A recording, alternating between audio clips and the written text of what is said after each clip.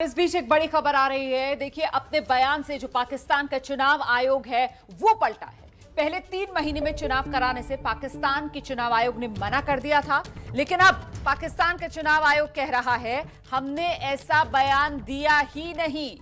पहले पाकिस्तान के चुनाव आयोग की तरफ से असमर्थता जता दी गई थी कि वो 3 महीने के भीतर भीतर चुनाव नहीं करा सकता, लेकिन अब पाकिस्तान का चुनाव आयोग पलट गया है।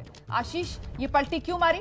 ये तो बड़ा अजीब है ना। संवैधानिक संस्थान जितने भी हैं रोमाना यहाँ के टोटली हैंडीकैप्ड हैं। एक दिन पहले इलेक्शन कमीशन ऑफ पाकिस्तान ये कहता है कि हम 3 महीने में चुनाव कराने में असमर्थ हैं, क्योंकि खैबर पख्तूनख्वा और दूसरे इलाके हैं जहाँ पे डीलिमिटेशन की प्रक्रिया ऑन है और जो पैराफिनेलिया जो भी फैसिलिटीज उसके लिए बैलेट पेपर्स और ये वो तमाम जितनी भी तैयारियां करनी है उसको लेकर के हम रेडी नहीं है। हमें कम से कम 6 महीने चाहिए वोटर्स लिस्ट को भी तैयार करने के लिए। और आज आधिकारिक तौर पर इस बात को ट्वीट करके जानकारी देते हैं कि हमने ऐसा कोई बयान ही नहीं दिया था। तो हम देख सकते हैं कि बड़ा क्रिपल्ड सिस्टम है पाकिस्तान का।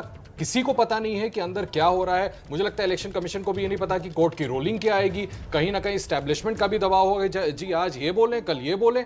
तो ये पूरा का पूरा टोटल मैस है और हमें इंतजार करना होगा। मुझे लगता है कोर्ट की रूलिंग के बाद ही कोई भी संवैधानिक संस्था खुल करके कह पाएगी कि आखिर अब आगे का रोड मैप पाकिस्तान में होने क्या वाला है। रमना जी, मेजर जनरल रिटायर्ड के सिन्हा साहब भी हमारे साथ लगातार बने हुए हैं। इससे पहले उनसे बात नहीं हो पाई थी क्योंकि इफ्तिकार साहब बोलने का मौका ही नहीं दे रहे थे। जनरल साहब, ये समझना चाहेंगे इस पूरे मामले में जिस तरीके से कोर्ट की प्रोसीडिंग्स हो रही हैं, लग नहीं रहा है कि जल्द इस मामले में कोई फैसला आ पाएगा। कल भी आनन फानन में जब कोर्ट की प्रोसीडिंग्स चल रही थी तो माना जा रहा था कि शाम तक कुछ ठोस निकल कर सामने आएगा, लेकिन इस पूरे मामले में आप फौज की भूमिका क्या देखते हैं? लोकतंत्र का कमजोर होना यानी फौज का मजबूत होना, और जहां तक वहां के आर्मी चीफ है उनका अमेरिका की तारीफ करना क्या दर्शाता है? देखिए दो फाड़ हो रखा है कंप्लीट पाकिस्तान के अंदर में।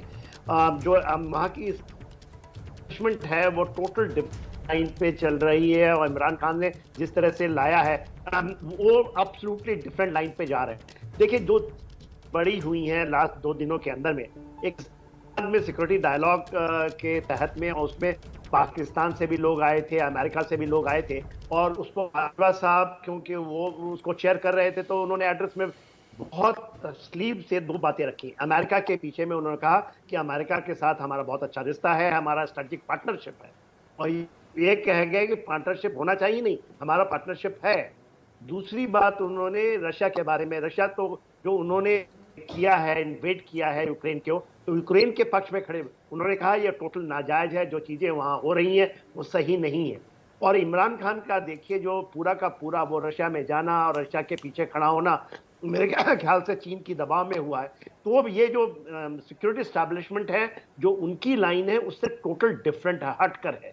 तो आज एब्सोल्युटली 2 फाड़े दिखाई देती हैं। दूसरी चीज जो वहां पर उन्होंने नेशनल सिक्योरिटी काउंसिल की बात की थी, उसमें फौज ने यह बयानी तौर पर लिखा है कि हमने वहां मिनट्स में कोई हस्ताक्षर नहीं किए।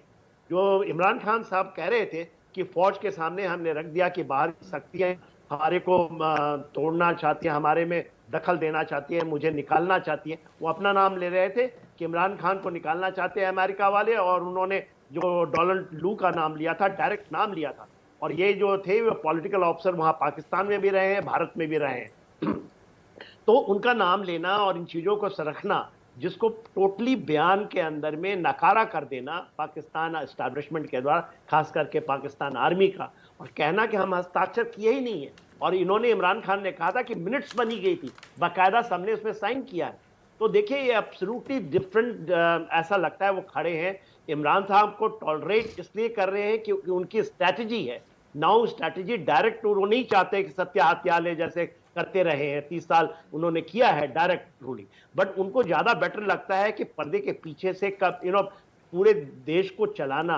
और इसमें खास करके इसलिए हो रहा है कि देखिए $100 बिलियन की जो पाकिस्तान आर्मी की डायरेक्ट इन्वेस्टमेंट है, उनका इन्वेस्टमेंट पूरे देश के अंदर में, आप सड़क से लेकर के बिजली से लेकर के पोर्ट सिटी ले लिए यार, कोई चीज भी जो खाने हैं वहां भी उनकी इन्वेस्टमेंट है, और पाकिस्तान आर्मी की है। ये कोई ऐसा नहीं है जो कहते हैं ना उसके एक फौजी फाउंडेशन है उसका है ये। तो इन चीजों में वो पढ़ना नहीं चाहते क्योंकि they are better of.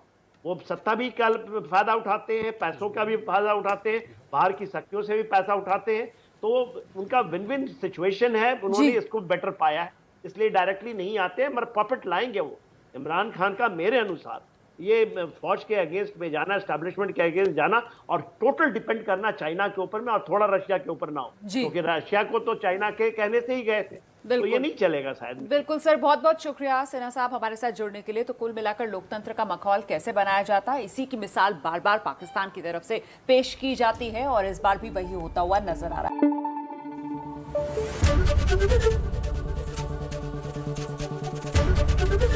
ABP news आपको रखे आगे।